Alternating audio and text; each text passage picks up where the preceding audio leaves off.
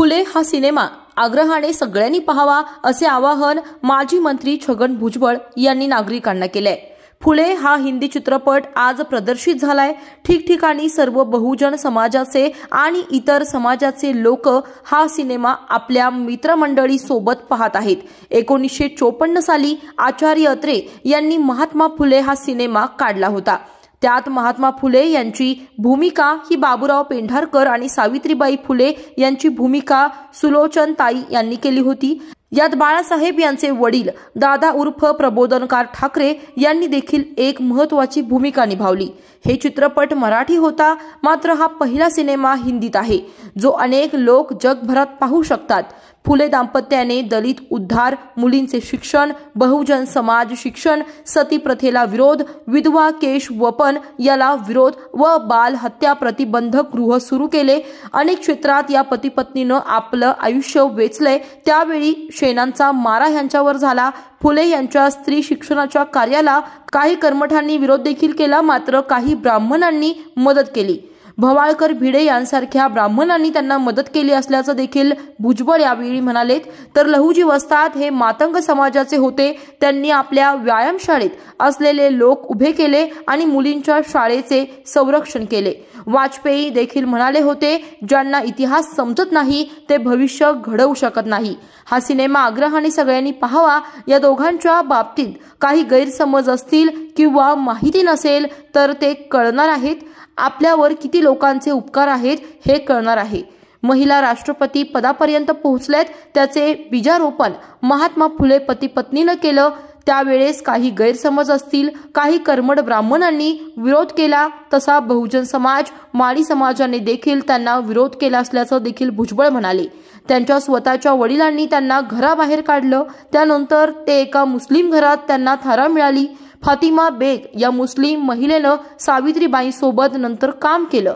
चित्रपटाला असलेला विरोध आता दूर झाला असल्याचं माजी मंत्री छगन भुजबळ म्हणालेत। आणि क्रांतिज्योती सावित्रीबाई फुले यांच्या जीवनावरचा फुले हा हिंदी चित्रपट आज भारत आणि भारताच्या बाहेर सुद्धा प्रदर्शित झालेला आहे। ठिकठिकाणी सर्व बहुजन समाजाचे लोक जे आहेत, इतर समाजाचे सुद्धा लोक हा सिनेमा आपल्या मित्रमंडळीसहित पाहतायत। एक लक्षात घेतलं पाहिजे की 1954 साली आचार्य अत्रे यांनी महात्मा फुले हा सिनेमा काढला। त्याच्यामध्ये महात्मा फुले यांची भूमिका बाबूराव पेंढारकर आणि सावित्रीबाई फुले यांची भूमिका सुलोचनाताई यांनी केली होती। विशेष म्हणजे एका भूमिकेमध्ये बाळासाहेब ठाकरे यांचे पिताजी दादा उर्फ प्रबोधनकार ठाकरे यांनी सुद्धा भूमिका केलेली होती।